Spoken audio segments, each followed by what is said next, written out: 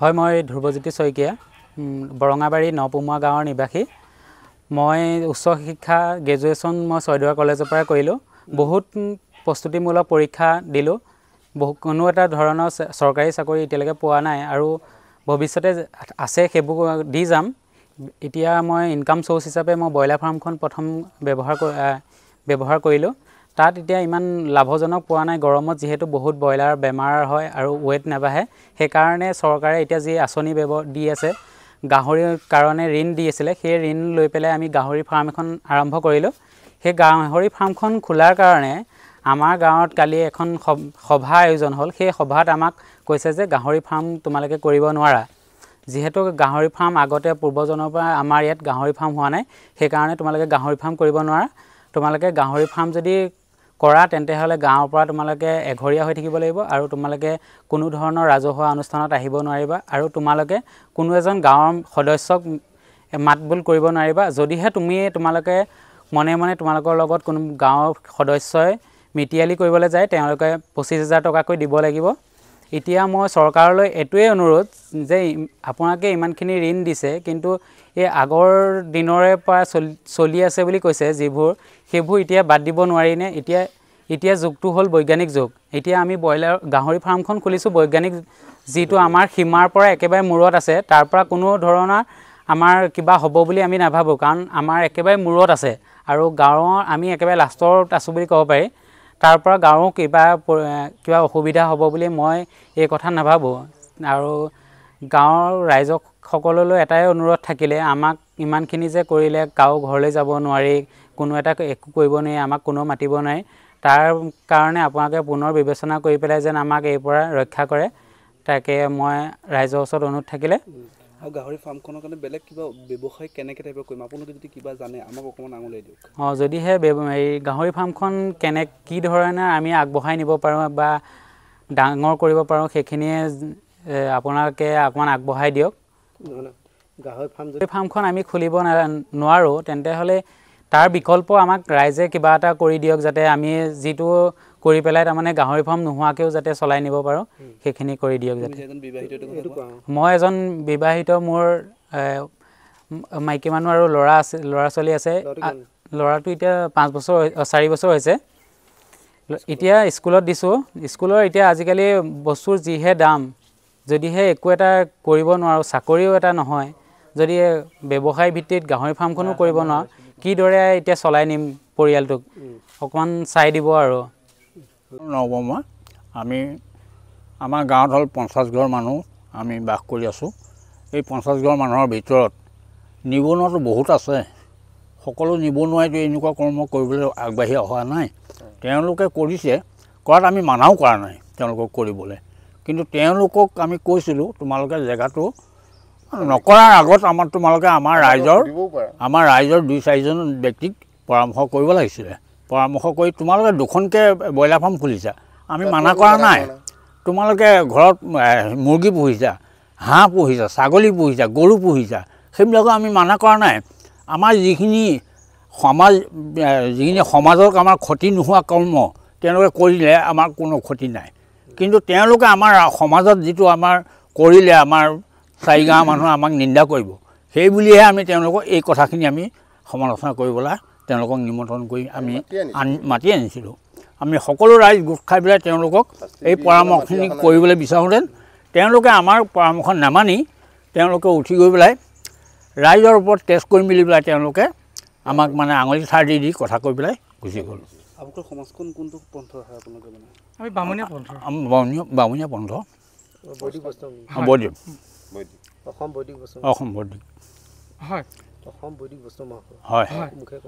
অসম বৈদিক বৈষ্ণৱ মহাসভা এতিয়া ৰাইজে কেনেধৰণৰ সিদ্ধান্ত লৈ আহিম বুলি আহিছে তেওঁলোকে যদি পুনৰ যদি গাহৰি বা পালনৰ পৰা তেওঁলোকে যদি বিৰত থাকে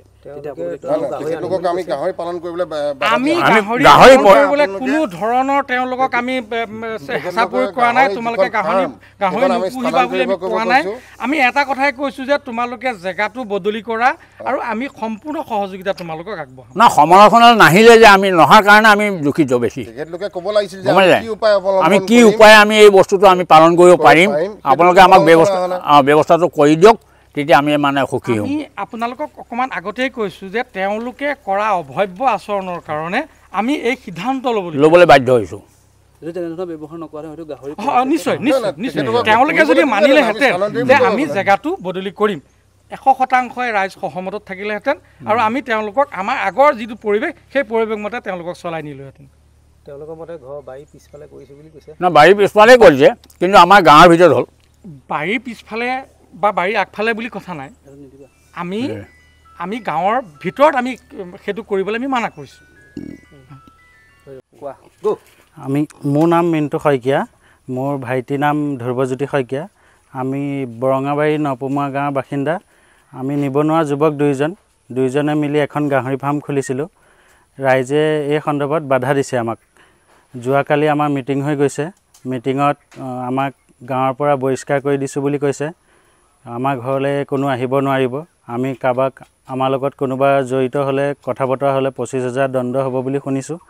তেনেকৈ এতিয়া ইয়াৰ বিষয়ে কি কৰিব লাগে এতিয়া তাকে হেৰি কৰিছোঁ অলপ। ৰাইজে তোমালোকক কৈ দিছে নে লিখিত কিবা দিছে? লিখিত এতিয়ালৈকে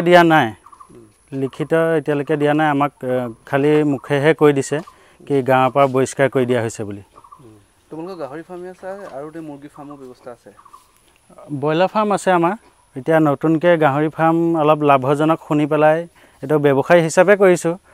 ধৰক এতিয়া বান্ধোনৰ হিচাপত থাকিব, ৰাইজৰ ইয়াত প্ৰব্লেম আহিব নালাগে। হ'লেও ৰাইজৰ কিমান দূৰত কৰিছে? ঘৰৰ পৰা অলপ দূৰৈ হয়, বাৰীৰ চুকত এখন দেখিছে এতিয়া। তাৰপিছত মুৰ্গী ফাৰ্ম কিমান দিনৰ পৰা আছে? মুৰ্গী ফাৰ্ম 2019 চনৰ পৰা আছে। তেতিয়া ৰাইজে কিবা কৈছিলে নেকি? তেতিয়া একো নাছিল। এতিয়া গাহৰি ফাৰ্ম খোলাৰ পিছতহে ইয়াত হ'ব নোৱাৰে বুলি কৈছে ৰাইজৰ মতে। গাহৰি কেইটা আনিছে? গাহৰি বৰ্তমান এতিয়া এটাই আহিছে আৰু 4-5টা আহিব 10 দিনৰ পিছত। এতিয়া কি কৰিম বুলি ভাবিছে? এতিয়া ৰাইজেতো উলিয়াই দিলে উপায় নাই। মই ইমানখিনি টকা পইচা খৰচ কৰিছোঁ যেতিয়া মই বন্ধ কৰিব নোৱাৰোঁ। ইয়াৰ ওপৰত এতিয়া কি হয় দেখা যাব পিছলৈ। নামঘৰলৈ যাব নোৱাৰে বোলে, একেবাৰে পানী ঘাট বন্ধ কৰি দিছে। মানে আমাৰ ঘৰত আহি কোনো পানী খাবও নহ'ব। আমাৰ ঘৰত মিতিয়ালি কৰিলে 25,000 দণ্ড হ'ব বুলি শুনিছোঁ। তোমালোকে কি সন্থা? আমি বামুণীয়া সন্থা। তাৰমানে কি বৈদিক বামুণীয়া? কালি তোমালোকৰ কিবা মেল মিটিং হৈছিলে নেকি? মিটিং হৈছিলে, আমাক মাতিছিলে তালৈ। মিটিং হোৱাৰ লগে লগে চবৰে আলোচনা ল'লে। ইয়াত গাহৰি ফাৰ্ম নহ'ব বুলি কৈছে। কোনোবাই কৈছে আমি আগতে মিচিং গাঁৱৰ পৰা আহি গৰু গছকি আহিলোঁ বুলি গা ধুবলগীয়া হয় গাহৰি বস্তুটো। মই ক'লোঁ এইটো বিজনেছ ব্যৱসায়ত একো মানে ডাঙৰ কথা নহয়, বান্ধোনতহে থাকিব। তাৰপৰা চবৰে মন্তব্য ইয়াত কোনো পধ্যে গাহৰি ফাৰ্ম হ'ব নোৱাৰে। আৰু নামঘৰত কিবা বাৰ্ষিক ভাওনা হোৱাৰ কথা? ভাওনা 1 তাৰিখে আছে। ভাওনাৰ লগততো এঘৰীয়া ভাওনা, তাৰ লগত একো হেৰি নাই। ভাও দিয়া কথা আছিল? ভাও তাৰ আগৰখন ভাওনাত ভাও দিয়া কথা আছিলে মোক, কিন্তু এজন মানুহে ভাও দিব নোৱাৰে বুলি ক'লে। মই বাহিৰৰ পৰা আহিছোঁ। তেনেকৈ কোৱাত দেখি কালি মই সেইটো কথা উলিয়ালোঁ। তেতিয়া মোক ক'লে যে আগৰ কথাবিলাক বাদ দিয়ে, এতিয়া গাহৰি বিষয়ে পাতিবলৈ আহিছোঁ, গাহৰি বিষয়ে পাত বুলি। ধন্যবাদ। আপোনালোক আহি আমাৰ প্ৰতিক্ৰিয়া জানিব বিচৰাৰ কাৰণে আমি নিশ্চয় সুখী হৈছোঁ। প্ৰথম কথাটো হৈছে আমি তেওঁলোকক গাহৰি পুহিবৰ কাৰণে কোনো ধৰণৰ অবজেকশ্যন আমি ধৰা নাই। আমি আমাৰ ফালৰ পৰা আমাৰ ৰাজহুৱাকৈ আমি এটা কথাহে কোৱা হৈছিলে যে তোমালোকে জেগাটো স্থানান্তৰিত কৰিব লাগে। কাৰণ আমি যদি আজি আমাৰ গাঁওখনত গাহৰি পুহিবৰ কাৰণে যদি আমি মানে অনুমতি প্ৰদান কৰোঁ, কাইলৈ হয়তো আমাৰ গাঁৱত থকা 50 ঘৰ মানুহৰ মানে প্ৰতি ঘৰ মানুহে হয়তো গাহৰি পুহিবলৈ সিদ্ধান্ত ল'ব পাৰে। গতিকে সেইটো লাভজনক যেতিয়া ব্যৱসায়, গতিকে সকলোৱে হয়তো মানে নিজৰ মানে মত পোষণ কৰিব পাৰে যে এইটো আমি পুহিম। গতিকে সেইটো এটা গাঁওখনত এটা সাংঘাতিক এটা পৰিৱেশ সৃষ্টি কৰিব, যিটো মানে হয়তো আমি যেনেধৰণৰ পৰিৱেশত জীয়াই আছোঁ সেইটো এটা বেলেগ এটা পৰিৱেশ হৈ যাব। গতিকে আমি ভাবিছিলোঁ তোমালোকে জীৱিকাটো তোমালোকৰ সেইটো ব্যক্তিগত কথা, তোমালোকে পোহা, কিন্তু তোমালোকে এই জেগাত নিজৰ গাঁৱৰ ভিতৰত নুপুহি পেলাই কোনোবা এটা মানে এটা মানে নিজন পৰিৱেশত গৈ পেলাই সেইটো পোহা। কিন্তু আমাৰ কথা তেওঁলোকৰ ভাতৃদ্বয়ে কোনো ধৰণৰ মানে আমাৰ পৰামৰ্শ শুনিবলৈ নিবিচাৰিলে। ইয়াত অভব্য আচৰণ কৰি পেলাই গাঁৱৰ জ্যেষ্ঠসকলক, গাঁৱৰ কনিষ্ঠসকলক তেওঁলোকে অৱমাননা কৰি পেলাই ইয়াৰ পৰা তেওঁলোকে আমাৰ নামঘৰৰ মানে পৰা তেওঁলোক গুচি গ'ল। গুচি যোৱাৰ পিছত আমাৰ ৰাইজেও আমাৰ ৰাইজৰ ফালৰ পৰা কিছু সিদ্ধান্ত ল'বলগীয়া হৈছে যে তেওঁলোকে যেতিয়া এখন ৰাইজক অপমান কৰিছে গতিকে অপমান কৰাৰ কাৰণে আমি সামান্যতম মানে শাস্তি এটা বিহাৰ আমি ব্যৱস্থা কৰিছোঁ।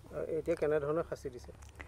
শাস্তিটো মানে এনেকুৱা ধৰণৰ, যিহেতু তেওঁলোকে গাঁৱৰ বুঢ়া বয়োজ্যেষ্ঠসকলৰ পৰা আৰম্ভ কৰি পেলাই একেবাৰে সৰু সৰু ল'ৰা ছোৱালী থকা এই জেগাটোত তেওঁলোকৰ যিটো অভব্য আচৰণ কৰিলে, সেই অভব্য আচৰণ যাতে দ্বিতীয়জন মানুহে এনেকুৱা সামাজিক ক্ষেত্ৰত কৰিব নোৱাৰে, সেইকাৰণে আমি এটা মানে শাস্তি বিহাৰ ব্যৱস্থা কৰিছোঁ, যাতে তেওঁলোকে যিদিনালৈকে আমাৰ এই আমি যিটো চৰ্ত তেওঁলোকক মানে আৰোপ কৰিছোঁ যে তোমালোকে গাঁৱৰ বাহিৰত মানে কোনোবা এটা অজান জেগাত গৈ পেলাই পোহা, কিন্তু গাঁৱৰ ভিতৰত মানে পুহিব নোৱাৰিবা, সেই কথাটো যোনদিনাখনলৈকে তেওঁলোকে মান্তি নহয়, সেইদিনাখনলৈকে তেওঁলোকক আমি সম্পূৰ্ণ গাঁৱৰ পৰা মানে তেওঁলোক দুজনকে, তেওঁলোকৰ কোনো মাক বাপেকক নহয়, তেওঁলোক দুজনৰ সেই অভব্য আচৰণৰ কাৰণে আমি তেওঁলোক দুজনক গাঁৱৰ পৰা একাষৰীয়া কৰিছোঁ।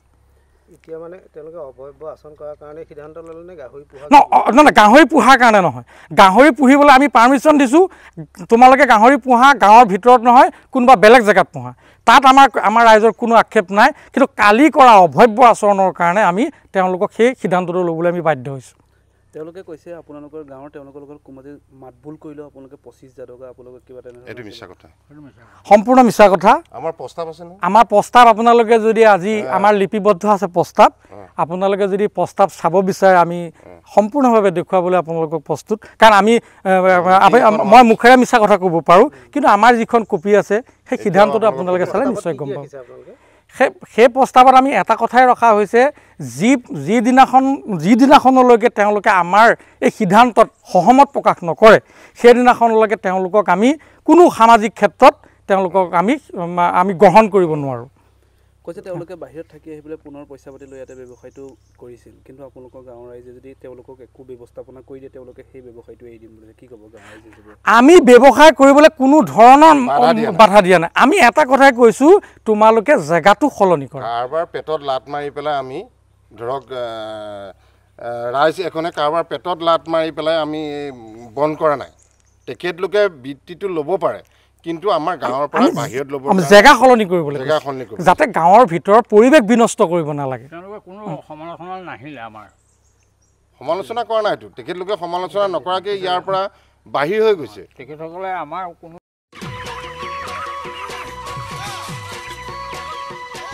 অতি কম দিনতেই একোটা এনেকুৱা হৈ যায়। মই যে বিয়মৰ দানা খুৱাওঁ, আপোনালোকেও বিয়মৰ দানা খুৱাওক আৰু কম দিনতেই অধিক মুনাফা লাভ কৰক।